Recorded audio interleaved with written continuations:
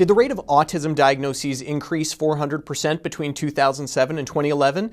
No, they did not. But you might not agree with me if you read this article appearing in the journal Pediatrics. The paper meant to examine how poverty affects the increase in 3 chronic childhood diseases: asthma, ADHD, and autism. But the interesting results showing that the poor have borne the brunt of increase in asthma and ADHD diagnoses is overshadowed by this statement, appearing right in the abstract and several times in the paper itself. The lifetime prevalence of ASD rose almost 400%. This is an error. How this error occurred should be a lesson to all of us who read papers like this to guide our practice.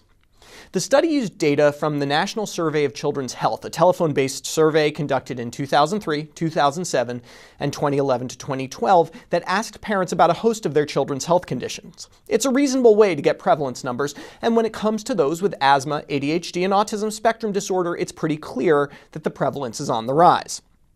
Autism spectrum disorder is the blue line on the bottom there, and yes, it's going up. How do you get to 400%? Well, the authors get a 400% increase by comparing the rate of autism in 2003, 0.5%, to 2011, 2.3%. That's a fourfold increase, 400%. But the survey used a different question in 2003 than in 2007 or 2011. Take a look. In 2003, the question asked only about autism. In the later years, this was changed to be much more inclusive, listing autism, Asperger's disorder, pervasive developmental disorder, or other autism spectrum disorder. It's no surprise that rates would go up when you ask the question in this more broad way. In fact, the authors note this problem and state, quote, important methodological differences in how the questions were asked for children with ASD limited examining trends to between the 2007 and 2011 to 2012 administrations. But somehow that 2003 rate, an invalid comparison, apples to the oranges of the later years, was used to calculate the 400% increase.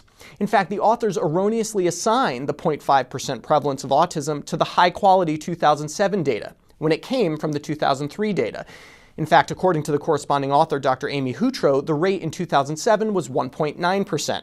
Using that number, we get an increase in autism prevalence of 20%, a far cry from 400% and much more similar to the increase in the rates of asthma and ADHD that were also reported in the study.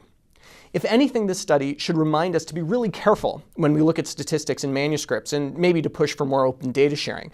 Or perhaps even more simply, we should remember that when a number doesn't seem quite right, it's usually not. We've reached out to the journal Pediatrics and have been told that the error will be corrected. For MedPage Today, I'm Perry Wilson.